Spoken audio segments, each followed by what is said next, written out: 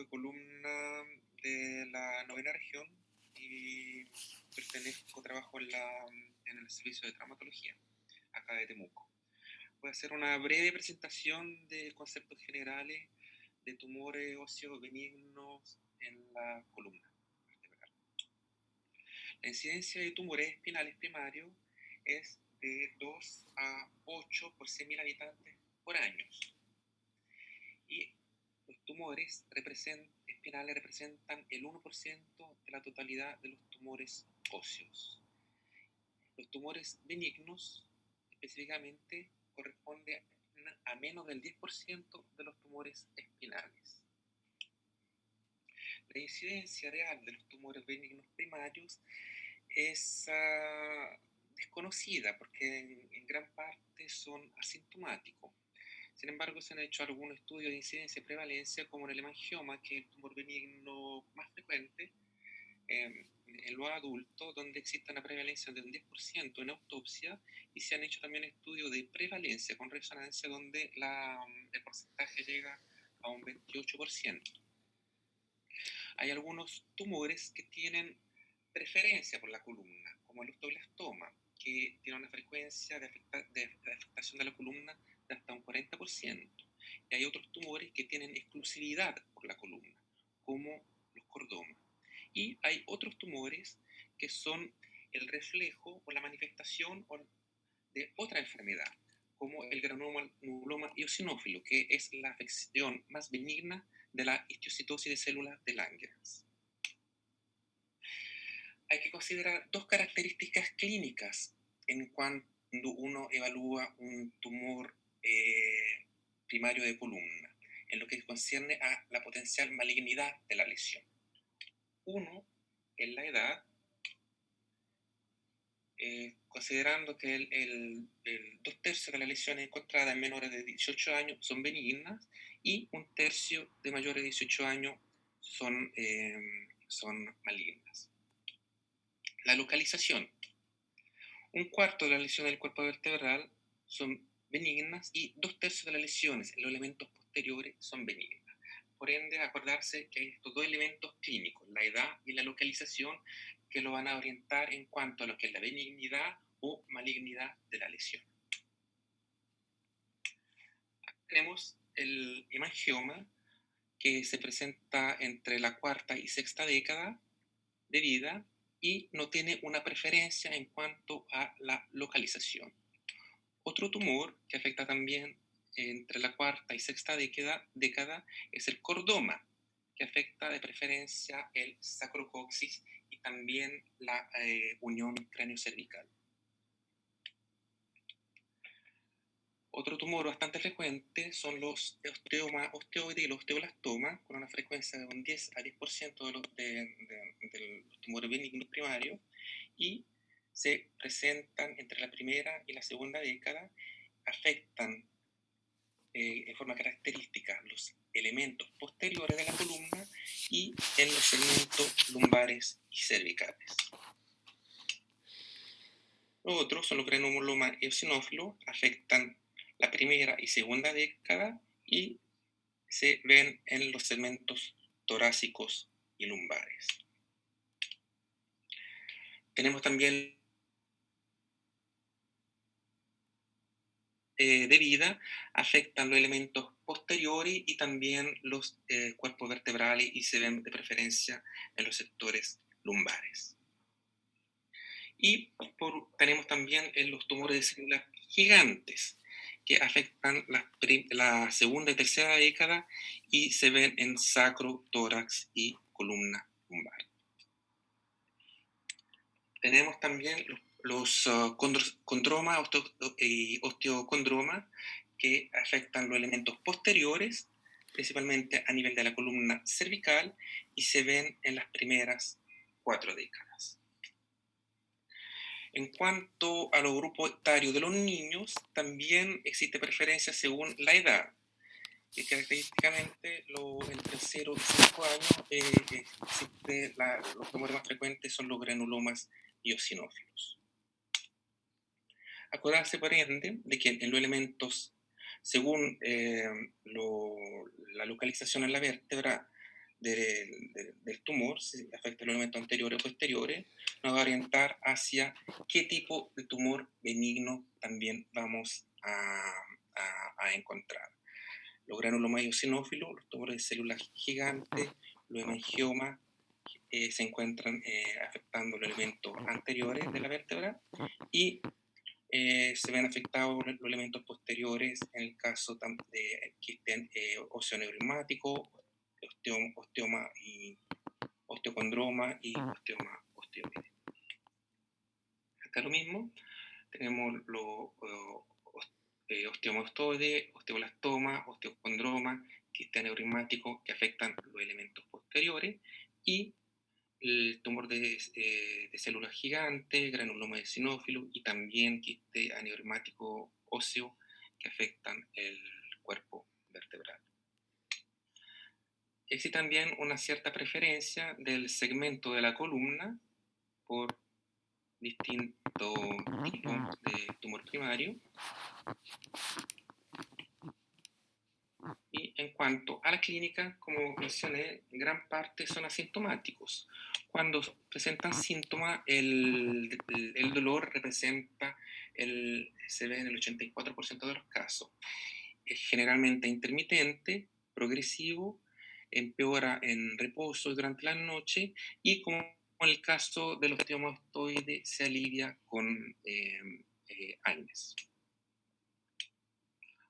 Otros síntomas son de especie neurológico, según el nivel afectado, cervical, dorsal o lumbar, o sea, afecta también el cono medular, podemos presentar también síntomas esfinterianos, síntomas radiculares, en el caso que se afecten los forámenes, y también en menor grado puede existir también una masa palpable en un 16% e incluso cierto grado de inestabilidad que sin embargo se ve en el menos del 10% de los casos. En cuanto a los exámenes, la radiografía permite una alteración, se ve una alteración radiográfica en hasta un 80% de los casos. Acá tenemos un osteoblastoma que típicamente afecta el pedículo y puede llegar hasta en un 50% de los casos a presentar también cierto grado de deformidad. Acá tenemos un quiste óseo aneurismático, donde tenemos unas paredes óseas muy delgadas, algunas veces es como multilobulado y algunas veces también se ve un cierto grado de nivel líquido, sobre todo en un escáner. Y acá se ve que se origina también en los elementos posteriores. Acá tenemos una imagen típica de vértebra plana que se ve en los granulomas eosinófilos. Acá hay una imagen también típica en radiografía de lo que es un hemangioma vertebral donde se visualizan bien las trabéculas óseas principalmente verticales. Tenemos también el escáner y la resonancia con una mayor especificidad y sensibilidad. El escáner que nos va a permitir ver mucho mejor los elementos óseos y también programar una eventual cirugía. Acá tenemos una lesión primaria que afecta a elementos posteriores. Es un osteocondroma donde se visualiza que existe una continuidad de la cortical con los elementos posteriores y también se describe una continuidad también de la médula del tumor con los elementos óseos de la columna. Y afecta, este es bien grande, es generalmente un tumor sésil y que afecta la columna cervical. Es lo mismo. Acá tenemos un tumor de célula gigante que afecta el cuerpo y invade también los elementos posteriores. Y tenemos la resonancia muy útil sobre todo en tumores más agresivos. Acá tenemos un hemangioma agresivo que compromete el muro posterior y está produciendo compresión medular y se observa cierto grado de mielopatía. secundaria. Y también otros tumores más agresivos, siempre benignos, son el tumor de célula gigante y el cordoma, que típicamente también pueden afectar la sacrococcus. En cuanto a la clasificación de los tumores benignos primarios, se tipifican en 3 grados: grado 1, grado 2, grado 2 y grado 3, considerando la histología, la topografía, la extensión local o la posibilidad de metástasis. Los grados 1 generalmente son tumores asintomáticos, latentes, con borde bien definido, incluso en la radiografía, y requieren generalmente un manejo conservador, a menos que puedan necesitar descompresión o estabilización. Y tumores típicos son los hemangiomas y los osteocondromas. Los tumores grado 2 son tumores activos que crecen, causan síntomas moderados, están delimitados desde el punto de vista imagenológico por una delgada cápsula y tejido reactivo, y también evidenciado en una resonancia. Se puede realizar una excisión intralesional con una baja tasa de recurrencia. Y en casos que sean tumores vascularizados, se puede realizar una embolización o también una eventual radioterapia. Tumores típicos de estos son el quiste aneurismático. Y por último, los tumores benignos en grado 3 son tumores de rápido crecimiento con una cápsula muy delgada, incluso ausente. Invaden los compartimentos adyacentes y se asocian a una hipervascularización reactiva. En las imágenes, sus bordes son borrosos, la radiografía de escáner, y la resonancia evidencia una pseudocápsula reactiva en relación con la estructura adyacente. El manejo más adecuado es la excisión en bloque. Tumores como ejemplo, son los cordomas o el tumor de células gigantes. Por ende, tenemos los tumores benignos, tenemos 3 tipificaciones: 1, inactivo; 2, activo o agresivo. Recuerda que los grado 1 generalmente son asintomáticos, crecen muy poco.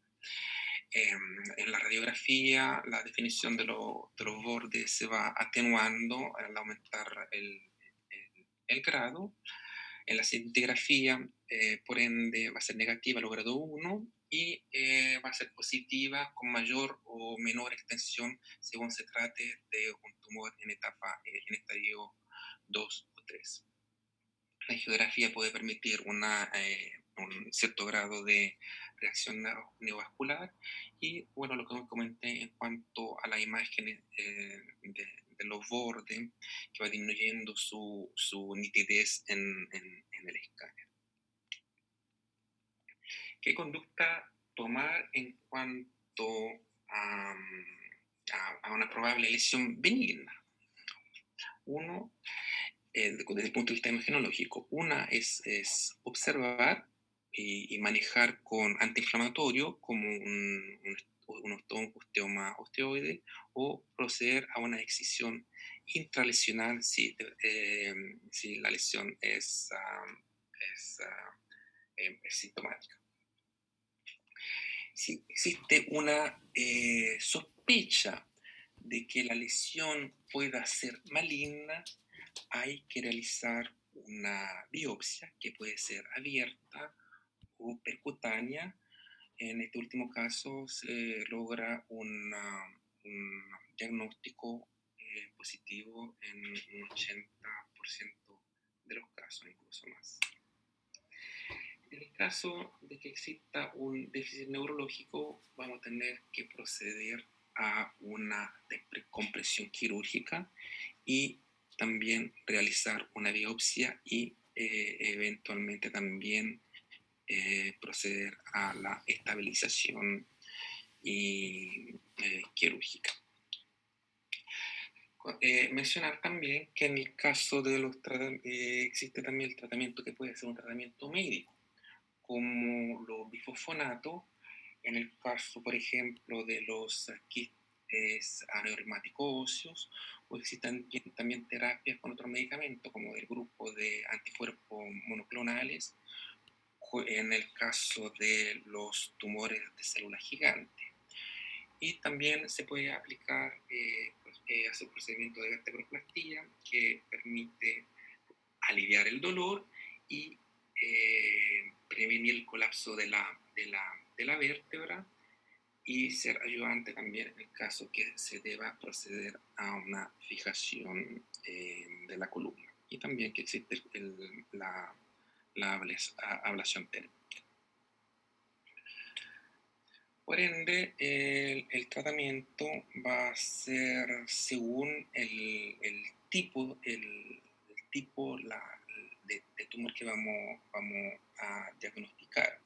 Mencionar que algunos tumores, previo a una cirugía, los tumores vasculares, como puede ser el quiste óseo aneurismático, o puede ser también un hemangioma agresivo o un tumor de células gigantes, pueden requerir un estudio angiográfico previo, una embolización previa a la cirugía, y también esta angiografía en algunos tumores nos va a permitir determinar la anatomía de algunas arterias críticas, como es la arteria de Adam-Kivix. Eso. Muchas gracias. Perfecto, muchas gracias, Marcelo.